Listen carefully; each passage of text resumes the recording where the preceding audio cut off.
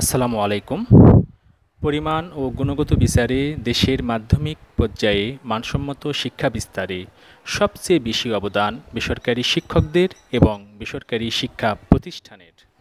তাহলে সেই সব বেসরকারি শিক্ষা প্রতিষ্ঠান কেন জাতীয়করণের সুযোগ পাবে না? এটা ছোটোখাটো কোনো বৈষম্য নয়। এমপিওভুক্ত শিক্ষা প্রতিষ্ঠান জাতীয়করণ দাবিটি দীর্ঘদিনের।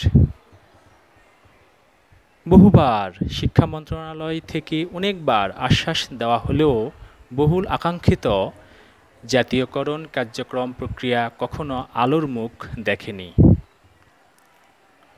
মানসম্মত লেখাপড়া ও ভালো ফলাফলের দিক দিয়ে আদতে সরকারি শিক্ষা প্রতিষ্ঠানের সঙ্গে এমপিওভুক্ত শিক্ষা প্রতিষ্ঠানের তেমন কোনো পার্থক্য নেই, বরং হাতে গোনা সরকারি প্রতিষ্ঠান থেকে এমপিওভুক্ত হাজার হাজার শিক্ষা প্রতিষ্ঠানের পাবলিক পরীক্ষার ফলাফল অনেক ভালো। শিক্ষাগত যোগ্যতায় কোনো ফারাক নেই। সরকারি প্রতিষ্ঠানের শিক্ষকদের জন্য যে শিক্ষাগত যোগ্যতা, এমপিওভুক্ত শিক্ষা প্রতিষ্ঠানের শিক্ষকদের বেলায় একই শিক্ষাগত যোগ্যতা। তাহলে বেসরকারি এমপিওভুক্ত শিক্ষা প্রতিষ্ঠানের জাতীয়করণের বাধা কোথায়?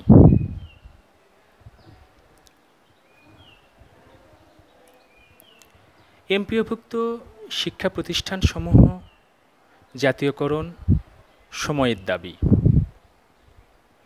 এই দাবি অনেক সরকার আশ্বাস দিয়েছে, কিন্তু কেউ পূরণ করেনি। তাই এই অন্তর্বর্তীকালীন সরকারের নিকট আকুল আবেদন, শিক্ষার উন্নয়নের জন্য